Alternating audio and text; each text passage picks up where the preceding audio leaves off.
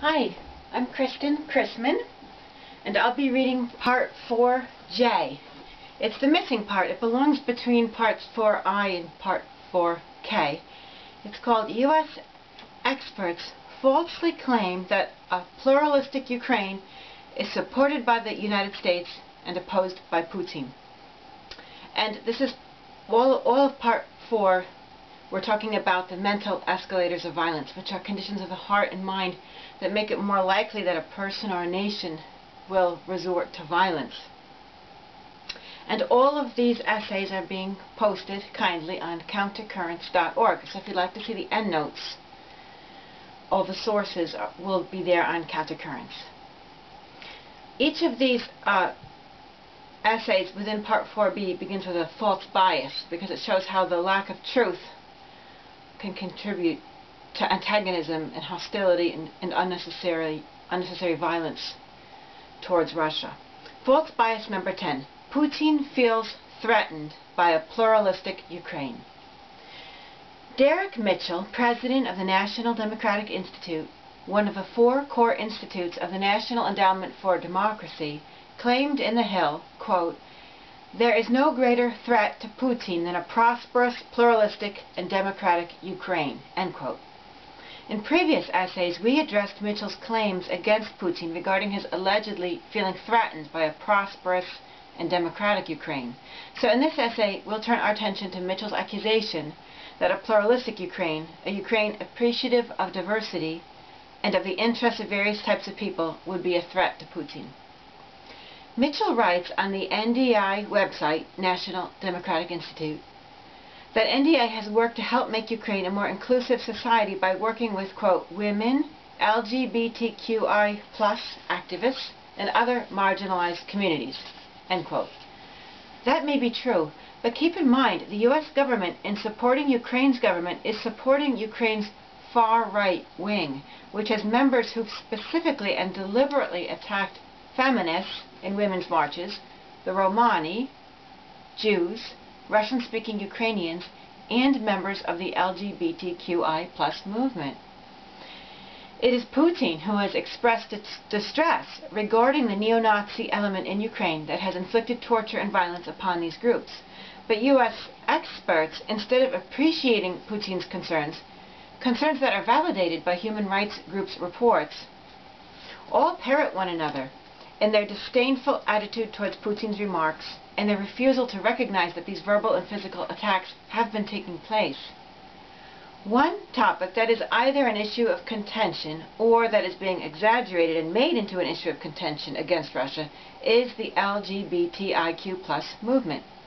I'm going to refer to the movement more simply as LG plus for the remainder of this essay, but without any intention to disrespect those who are represented by the letters BTIQ.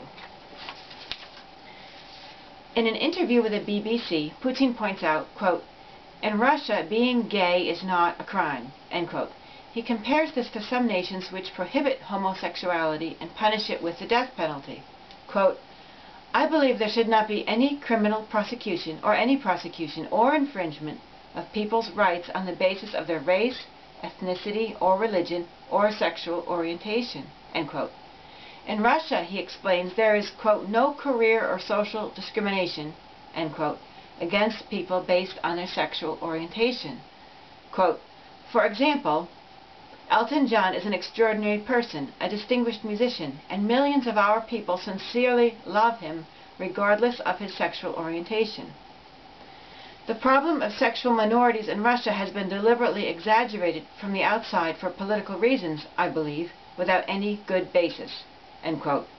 He added, quote, "I believe this is one of the lines of attack against Russia," end quote. In 2013, Putin signed a law that bans propaganda to minors of non-traditional sexual relations. According to an article on HollywoodReporter.com, quote, "The Russian law effectively forbids any depiction of or reference to homosexuality at all within the community, and it has been used to imprison activists," end quote.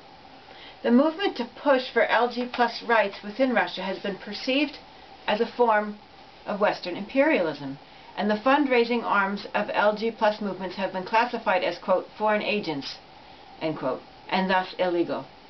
According to the International Federation for Human Rights, LG plus persons in Russia have been forced to migrate as they flee from repression. But are they being repressed just for being LG plus, or are they being repressed for publicly promoting the LG plus issue? The first scenario is clearly a case of unkindness and discrimination. The second scenario, which violates the Russian law regarding not promoting the subject with minors, is not so clearly a case of unkindness or discrimination. In his interviews, Putin does not find this law to be one that harms anybody. Quote, "We should leave kids in peace. We should give them a chance to grow, help them to recognize who they are and decide for themselves." End quote. This makes sense. Children are very impressionable. Their sense of identity is undeveloped. And if the LG plus movement is pushed excessively, it could lead to actual identity confusion amongst youth. After all, isn't it a little strange that so many American youth now identify as bisexual? You have to wonder, is this real? Or is this, like so many other teen things, a fad, a fashion, nothing more than groupthink? There's certainly validity to the idea that thought must be given to the positive and negative effects of various measures of the LG plus movement on children. And if the U.S. wants to decide one way on various measures, it doesn't mean Russia can't decide another way. There's no reason for the world to be homogeneous. There's typically an advantage to variety, not only variety in the diversity of people, but variety in nations' approaches to that diversity, as long as cruelty and injury are not allowed. In the Financial Times, Putin explains, quote, "I am not trying to insult anyone. We have no problem with LGBT persons. Let them live as they wish," he said. "But some things do appear excessive to us. They claim now that children can play 5 or 6 gender roles. Let everyone be happy. We have no problem with that," he added. "But this must not be allowed to overshadow the culture, traditions, and traditional family values of millions of people making up the core population." Putin's words sound fair-minded, but what is the experience of members of the LG plus movement within Russia? Do they feel Putin is being genuine with these words or not? Do they feel accepted into Russian society? Are they put down or mistreated? In what ways do they wish society or government were different? Some are upset that gay marriages and gay pride parades and rallies aren't allowed in Russia. Without trivializing the disappointment regarding public parades, I'd point out that it's not all that certain that public parades and rallies for any group or cause actually have a positive effect in changing people's opinions to feel more favorably towards those making the public parade or protest. Frankly, parades and protests for a certain cause can sometimes make people in the public feel antagonistic when they might have previously felt neutral or even accepting, especially if the public event has hostile overtones to it that can really turn off people's ears to understanding. I know how the LG plus movement may feel with regard to feeling ignored or not recognized as valuable without the public recognition. After all, the peace movement feels the same way, sometimes perhaps even worse. The American calendar is replete with military holidays. Local papers crow about the glories of the military, Navy and Army career centers are in the local mall, and recruiters infiltrate schools to dupe unlucky targets. It makes you feel like you're suffocating when you're not able to get your own words and values out into the public space, but are bombarded with messages on mainstream media and culture with which you don't agree. They may have a push for diversity within government to get people of different genders and races represented in high offices, but such diversity can be only skin deep. There's extremely limited representation, for example, of various socioeconomic classes. And the ideology of the peace movement is barely represented, if it's even there at all. So much for pluralism. But note that tons of major worldwide protests didn't do a thing to stop the U.S. 2003 invasion of Iraq. It's also important to realize that Russia's view towards the public display of any type of sexuality may be much different from your typical American school, at least the ones I went to, where the only rule about it seemed to be that clothes had to stay on, and no public messing around, groping, and lustful grips during class, only in between classes. So if the Russian government is trying to protect minors from being steered in a certain direction with regard to homosexuality, it may also be part of a general attitude that sexuality should not be a part of general discussion and should not be on public display, and that children actually have a right not to see and hear all that, whether it's heterosexual or homosexual or something else altogether.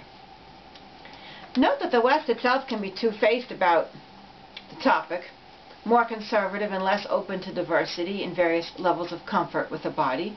After all, it was former Prime Minister Boris Johnson and Canadian Prime Minister Justin Trudeau who seemed taken aback during a G7 meeting that Putin, while outside in nature on vacation, had photos taken of himself with his shirt off. At any rate, the West simultaneously mocks Putin for taking off his shirt and condemns him for adhering to conservative social values.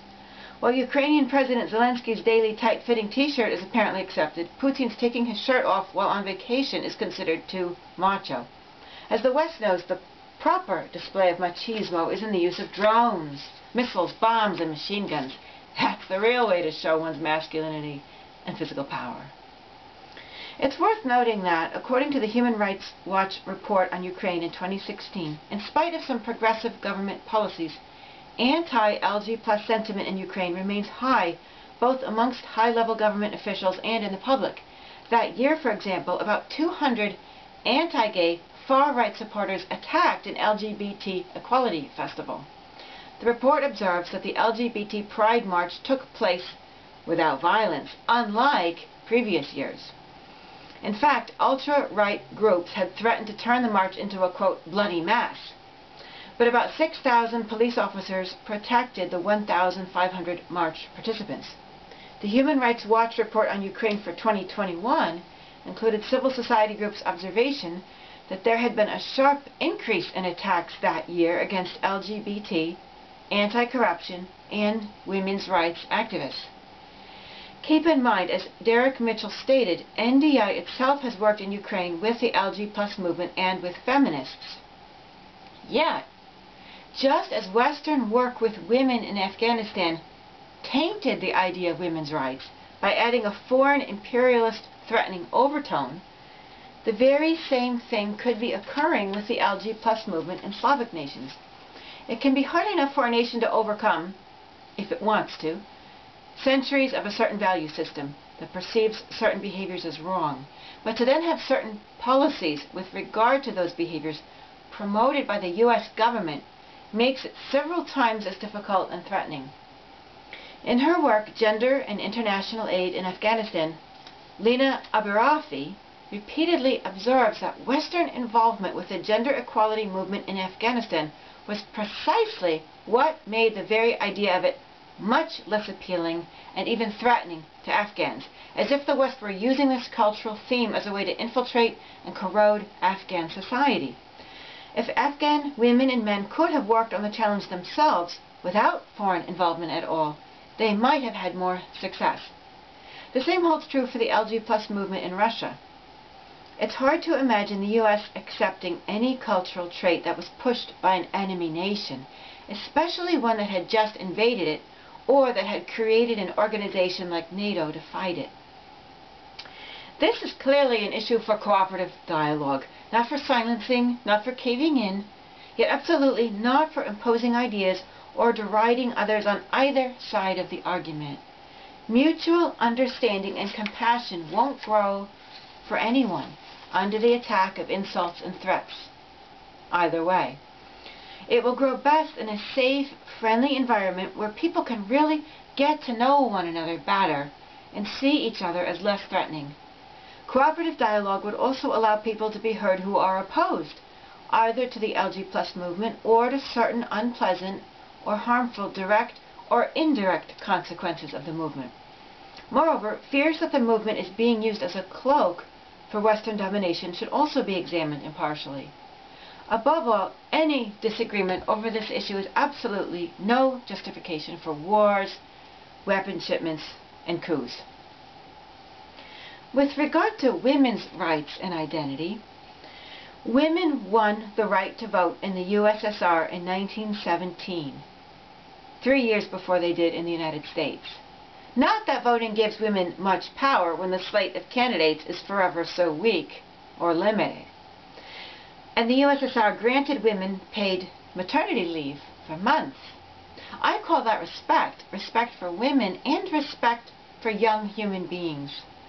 Plus, Russian women, unlike American women, still have abortion rights. The U.S. government, who will easily kill hundreds of thousands of people in the Middle East, who will mercilessly and painfully slaughter thinking, feeling cattle and pigs for people who for some reason can't find anything else to eat, who will destroy innumerable species of plant and animal life to construct yet another batch of buildings and roads, who has no problem with possessing the largest incarceration rate in the world, evidently finds the American human embryo so special, important, and cherished, unlike all the aforementioned victims, that it's sinful to destroy it. And remember, when the goal is to expand the already massively overcrowded American population in order to grow markets for CEO profits, everyone has to have as many kids as possible. Women's bodies can produce consumers. Now, domestic violence is another matter, and it's been a terrible problem in many Slavic nations and other nations as well, such as in Afghanistan, where domestic violence has increased since the U.S. invasion and occupation. A Human Rights Watch article from 2018 describes in terrible detail the types of abuse to which Russian women fall victim. According to a 2011 study, 38% of the women surveyed had been subject to psychological violence, and 20% had been subjected to the physical violence of a husband or partner. In Russia, a comprehensive domestic violence law has been stalled in Parliament since 2014. Legislation was then passed in 2017 that stipulates that a first offense of domestic violence, as long as it doesn't result in the need for hospital treatment, such as for broken bones or a concussion, and as long as it doesn't happen more than once a year, can no longer result in prison time. At most 15 days in jail and a fine or community service. It's not quite clear how it could happen more than once a year if it's a first offense, but this is how the law is described on Human Rights Watch. While the legislation is considered by some to be a serious setback for women's protection, it's worth recognizing that prison itself is a terrible institution that should be completely discarded. Prison time could conceivably make people more aggressive and less able to control their emotions. Some sort of monitored positive rehabilitation and also prevention through improvements in genuine social relations and reforms in society's options and goals for education and employment would be ideal. If many Slavic males tend to engage in domestic violence, it would be worth examining all aspects of society that affect males, including parenting, parental affection and love towards boys, treatment of boys, dysfunctional stereotypes about male identity, the culture towards males, the culture of males, and the effect of family and work upon males. If males are abusing their wives, the wives are certainly suffering. But something must be eating away at the males too. While the specific act of abuse is bad, the entire problem is not good gender versus evil gender. Somehow the male gender has been harmed along the way. A dynamic, uplifting approach towards reforming society would be more helpful than pushing prison and punitive approaches.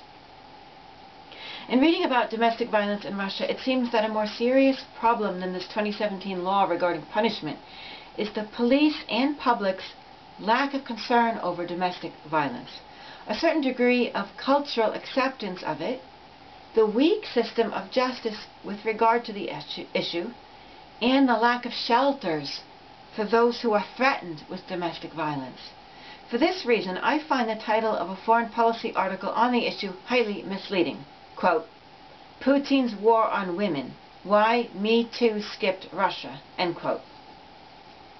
Note that while Putin signed the bill into law, he did so after the lower house of parliament, quote, the Duma, overwhelmingly approved it by a vote of 380 to 3, end quote.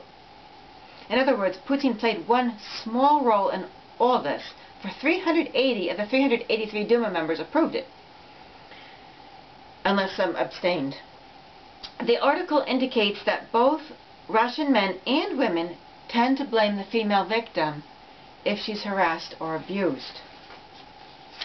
Human Rights Watch also quotes Senator Yelena Mizulina, who tried to stop passage of some amendment in 2016 that made it a crime to inflict violence on a relative. According to Mizulina, such legislation is wrong because women, quote, don't take offense when they see a man beat his wife, end quote. She also believes that parents should be allowed to hit their children, and that legislation forbidding such violence wrongly takes away the authority of parental power. Note that this belief upholds what George Lakoff described as the strict father model of human relations, where relations revolve around power, authority, and obedience. This contrasts with what Lakoff calls the nurturant mother model. These strict and nurturant models were described in the previous essay, Part 4b. But Mizulina is not alone. In Russia, those who commit domestic violence are rarely considered guilty. The police routinely treat victims of domestic violence with, quote, open hostility, and considering the problem a, quote, family matter, refuse to investigate their complaints of domestic violence. The Russian Orthodox Church also appears to be a force against government interference in the family. Now, while the general idea that the family should not be stepped upon by government is admirable, the issue of deliberate physical injury taking place within a family should not be simply ignored either. Again, just as the acceptance of war in the world is an indicator of serious mental and spiritual illness and cognitive dysfunction, why there is such tension that people are hitting or kicking one another within families, no doubt in many cultures, is a serious question of mental and spiritual health that should be addressed dynamically and compassionately. In fact, as I discuss more thoroughly in my unpublished volumes, the list of reasons of, quote, why men batter, end quote, provided by the National Council on Child Abuse and Family Violence has strong parallels to the list of reasons why nations go to war with one another. In both cases, the violence should not be accepted. We all must aim much higher to our full potential as human beings to create peaceful and loving homes and international relations. But rather than punish the violence with hostile actions that make an individual or a nation even less able to love and behave peacefully, it must be unraveled with the reasons for the violence understood and addressed with caring, and the means to use violence taken away if need be. Unless there's additional information of which I'm unaware, calling Russia's new law about domestic violence Putin's war against women seems to be an attempt to dishonestly place an inaccurate image in American minds that Putin is a misogynist waging war against women. In fact, in one YouTube video from 2016, Putin responds to Alina, a first grader, who questions the possibility of a female being capable of leading Russia as president. For her father says that only a man like Putin can handle America. Putin responds by first pointing out that the president need not be concerned about handling America, but rather about handling the problems within Russia. He then assures Alina that a woman could most likely handle the job of president best of all. Is this attitude genuine and typical? Do Russian women find that Putin is supportive of their gender? In Ukraine, domestic violence has also been horrendous. A report from 2020 by the Wilson Center stated that 150,000 Ukrainian women suffer from domestic violence annually, and nearly 600 are murdered annually at the hands of a loving beater. Quote, loving beater. In 2017, the UN Committee on the Elimination of Discrimination Against Women found that since 2014, Ukraine had experienced, quote, an increase in the level of violence against women and, quote, reinforcement of traditional and patriarchal attitudes that limit women's and girls' enjoyment of their rights, end quote. And remember, 2014 was the year of the U.S.-supported coup in Ukraine. A 2019 study by the Organization for Security and Cooperation in Ukraine found that 2/3, that 66% of women surveyed reported that they had, quote, experienced psychological, physical, or sexual violence at the hands of a partner or non-partner since the age of 15, end quote. With regard to legislation, in 2017, Ukraine adopted domestic violence legislation that criminalized systematic acts of domestic violence only. In 2011, Ukraine signed the Istanbul Convention, which aims to protect women, men, and children from domestic violence. But it didn't ratify the treaty, which puts it into force until June 2022. Hypocritically, the ratification was felt to be especially timely for women in Russian-occupied areas of Ukraine, as if Ukrainian women have nothing to worry about from Ukrainian men, as if the 600 murdered annually were murdered by infiltrating Russians. Of interest, the Parliament kept rejecting the ratification because the very term gender was suspected of being an attempt to infiltrate non-traditional ideas about gender identity into Ukraine from the West. Russia has neither signed nor ratified the treaty. It seems that the U.S. hasn't either, but it's not quite clear from what I've read online whether the treaty potentially involves all nations or not. In short, with regard to women, many of the same problems exist in both Russia and Ukraine. And once again, I see no need to criticize one nation more than another over this issue, and certainly no need to put the blame on Putin. It's certainly not worth waging a war over the subject. As explained earlier, war only reinforces for a nation and the individual members of its population a justification for international and domestic violence. The reasons nations allow themselves to wage war parallel many of the same reasons why men allow themselves to batter. And war, with its machismo, brutal use of force, where might makes right, is the greatest crime of all one could inflict upon women, for it directly harms women. It devastates their beloved families and homes, and it harms the very values traditionally associated with women. The U.S. waged war against Afghanistan supposedly in part to save the women there from discrimination and poor treatment. But notice, the U.S. government never asked Afghan women's permission to invade and drop bombs and then occupy their nation for 20 years. No permission was asked whatsoever. What kind of respect is that? U.S. policymakers didn't really care what Afghan women thought. Similarly, if Biden truly wanted to respect women, he would ask Ukrainian women if they preferred weapon shipments or help with non-violent conflict resolution. He'd also ask American women if they wanted their taxes to fund a proxy war against Russia, or non-violent conflict resolution efforts, or something else entirely. NATO would do the same. None of them really care what we think, or what the men think either, unless they're considered highly important and powerful men. Animals are another group whose treatment is far from acceptable worldwide, whether these are pets, wild animals, farm animals, or animals trapped in laboratories. According to the Animal Protection Index, which ranks nations from a high of A to a low of G, both Russia and the U.S. currently receive a D. Ukraine receives an even lower grade of an E. The grades are further broken down by category, which shows that both Ukraine and the U.S. receive only an F with regard to companion animals, while Russia receives a C. Russia's grade is brought down by its lack of protection for laboratory animals, which gets an F, and farm animals, which gets a G. With regard to wild animals, the U.S. receives an E and Ukraine an F. Russia, where Putin has a personal interest in wild animal protection, receives a much higher score of C. The treatment of animals is an important issue all by itself. Yet, as the Humane Society observes, it also relates to the topic of domestic violence, because animals are frequently targeted for abuse by the same people who abuse their spouses and children. And they're destroyed in war. On a wider scale, treatment of animals must also include respect and commitment to preservation of and restoration of enormously abundant areas of habitat, including the cleanliness of its air, water, and land.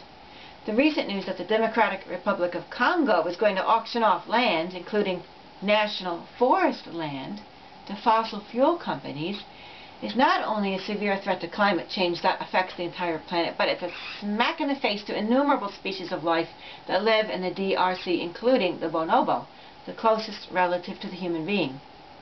but one which is much more loving and peaceful. Any real recognition of pluralism has got to recognize the rights to life, safety, health, freedom, respect, love, play, and peace of those who are not human. With regard to Putin's attitudes towards ethnic groups within Russia, we'll look more specifically at the topic of support for ethnic languages in a later essay. In brief, according to Russia Today, Putin stated in 2021, quote, "Caveman nationalism with a slogan, 'Russia is for Russians,' only harms Russians, only harms Russia," he said. "We shouldn't allow this to happen. Of course, we must make sure that the culture of every nation, its history, and the roots of every nation is respected and honored in our country." End quote. At the same time, some groups within Russia have complained that non-Russian language and ethnic groups are not being adequately supported by the Russian government. Some claim that Putin is imposing policies of cultural homogenization. In a later essay, we'll look at this claim as well as counterclaims regarding the repression of the Russian language and culture within Ukraine. Another subgroup that is treated poorly in Russia and in many other nations as well are those in prison. Here, we'll specifically talk about those who use drugs. Drug users are treated in many nations around the world as if they're lacking in moral strength and are criminal and depraved, even though many take drugs medicinally, since the pharmaceutical world is lacking and the social world is provoking. The U.S. government takes a lead in this viewpoint. President Reagan considered the fight against drugs, like the fight against communism, to be a war against evil. President Bush Jr. militarized the hunt for drug offenders. The U.S. also leads the world with its high incarceration rate, an issue of extreme concern with regard to human rights. Rather than reforming culture to prevent problems and better meet the needs of various personality types, the U.S. likes to respond with punishment. Today, 450,000 Americans, 20% of all prisoners, are now incarcerated for non-violent drug crimes. It's especially tragic considering the fact that it's possible drug users are often a more sensitive type of individual who's more harmed, depressed, and stressed by alienation, trauma, conformity, and other negative features of society than others. As a result, or as a separate condition, they may also tend to be a certain biological type with low levels of dopamine, serotonin, natural opioids, and other chemicals that promote peace of mind. These individuals likely have much to contribute to culture, strengths that we're not even aware of, weaknesses in our culture that we're not even aware of could be fixed by some of these individuals. But they're not adequately supported and appreciated by our culture, by its habits of human relations, by the pharmaceutical industry, or by our society's lack of tradition and knowledge of native healing plants. In the U.S., drug offenders deteriorate in the repressive, intimidating atmosphere of prison that exacerbates their emotional suffering without the drugs many require for mental health, such as anxiety and depression, and without their families, friends, pets, fresh air, nature, hobbies, work, and freedom. Society is encouraged to shun those who use drugs, even though it may be the lack of funds and the exclusive, cold attitudes of peers that oftentimes are the very reasons a person resorts to drugs in the first place. Meanwhile, U.S. war criminals in our highest offices responsible for hundreds of thousands of deaths and for torture abroad are treated with reverence, promotions, and adulating interviews. While there is certainly recognition within the U.S. that those who use drugs may be in need of mental health treatment, there's little recognition that the current mental health system, advertised as the answer, is severely inadequate, underfunded, ineffective, and even harmful.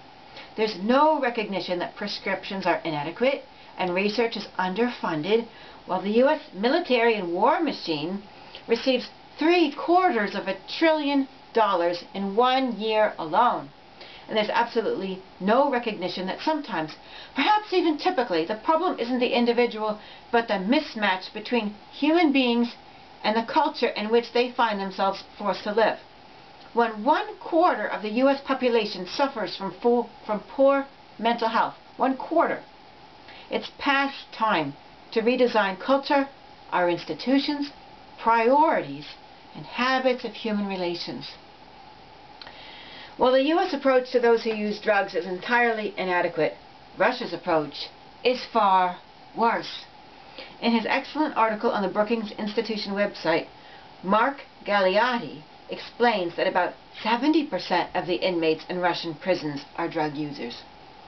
Russia, however, looks at drug use and addiction as, quote, a moral deficiency rather than a medical issue, which reinforces the Russian government's predilection for a punitive approach, end quote.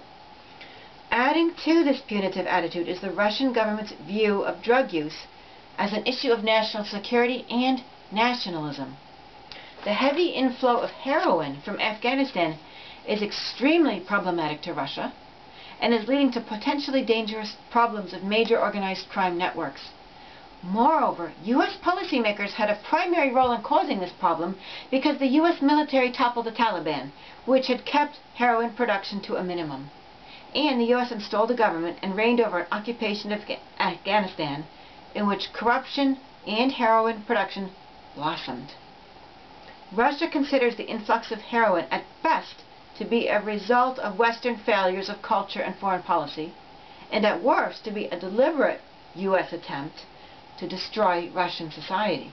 After all, since the U.S. invasion of Afghanistan, more than 500,000 Russians have died from heroin use.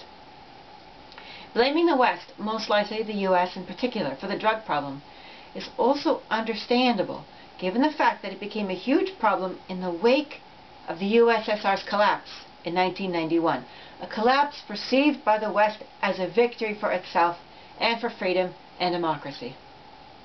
Quote, the intertwined economic, political, and social crises of Russia's wild 90s after the collapse of the USSR, combined with the new freedoms of cross-border trade and travel, led to an explosion in drug use and trafficking. There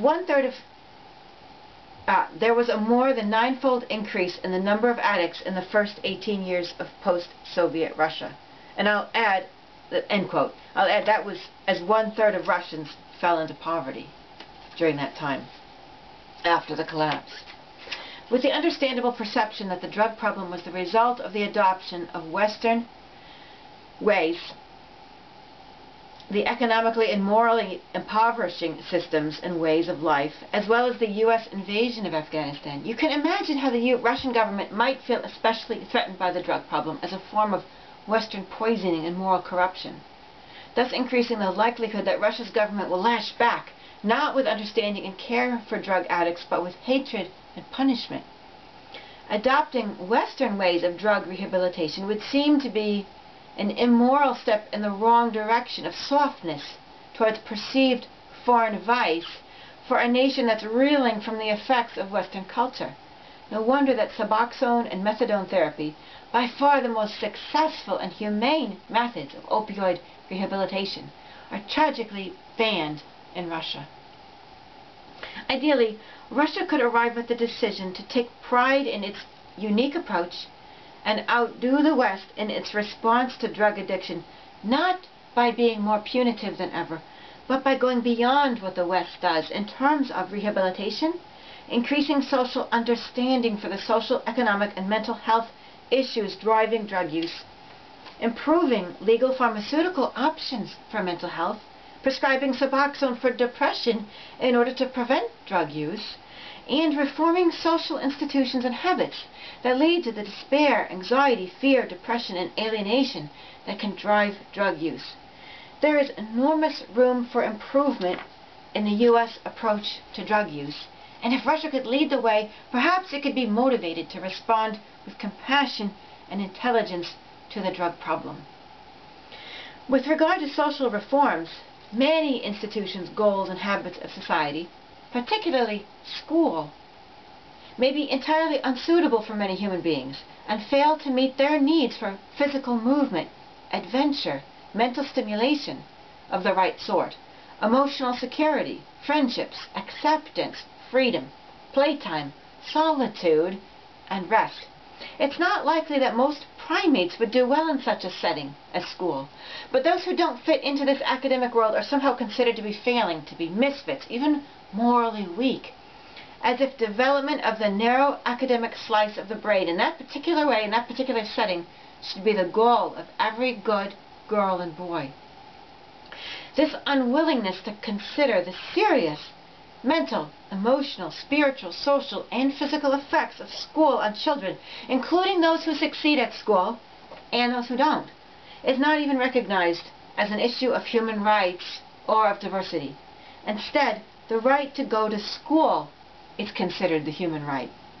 The limited ability to select courses is considered diversity, and the right to go to public or private school is considered freedom. It's always the same structure, the same forced learning, the same lack of priority on creating friendships and positive human relations, the same unfriendly bus ride, the same lack of sleep from homework, the same lack of time to follow one's own passions. With regard to Ukraine, Russia, and former parts of Ukraine, the only fuss about schools appears to be whether children are taught in Russian or Ukrainian or some other language. Is this the type of freedom that matters most to these children, or is this the adults talking?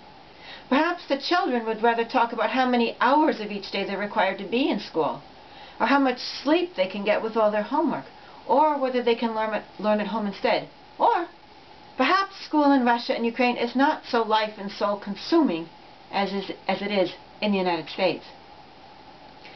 Which nation will take the lead in developing a culture more suitable to developing the variety of human beings, a culture that brings out the various strengths we all have, a culture that helps people feel caring and cared for, joyful, friendly, and peaceful? I apologize for not taking the time and space to discuss all aspects of pluralism and all groups that might feel marginalized and ignored. But I hope this essay at least gives you a sense of where Russia, Ukraine, and the US are on some issues. In summary, it's not at all a convincing case that Putin is opposed to pluralism, or feels threatened by pluralism, or that the Ukrainian government supports pluralism to a greater degree than Putin. It's also not clear that a pluralistic Ukraine is any more threatening to Putin than it is to Ukrainians themselves. It also seems that the US itself has a long way to go towards truly being pluralistic. As described in the earlier essay, Part 2b, the Ukrainian government is closely connected with violently prejudiced right-wing ultranationalists who physically and verbally attacked Romani, women marching for feminism, homosexuals at a gay rights rally, Jews, and Russian Ukrainians. Ukraine's government has also banned certain pieces of Russian and Western literature from Ukraine's school curriculum, including Tolstoy's War and Peace. How can any of this possibly be called pluralism?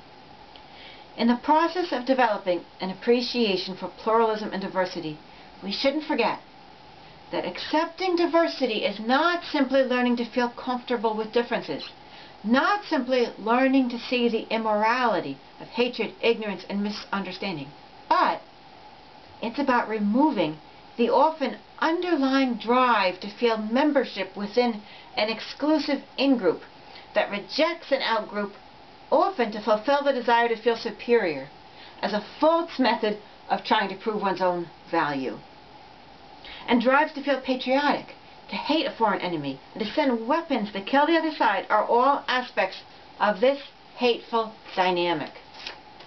Mitchell is on shaky ground when he implies that the US-supported post-coup government in Ukraine is actually bringing Ukrainians prosperity, pluralism, and democracy, and that Putin is opposed to prosperity, pluralism, and democracy. Unless he's got much more evidence than I've seen, it seems as though Mitchell has preconceived ideas about Putin, and preconceived ideas about US-supported leaders, and then writes about these ideas as if they were the truth. Yet Mitchell is considered a leader of democracy, a form of government grounded in the need for access to truth to make wise decisions. While he very likely may not be deliberately lying, black and white thinking, an unconscious tendency to view the world as good versus evil, can cause a person to see only the good in one side and only the bad in another. Whatever the cause, the lack of truth is a mental escalator of violence that pushes us away from achieving understanding and peace with the people that our government wants us to call enemy. Thank you very, very much for listening, and that concludes part 4J, which is also posted on Countercurrents. Thank you very, very much.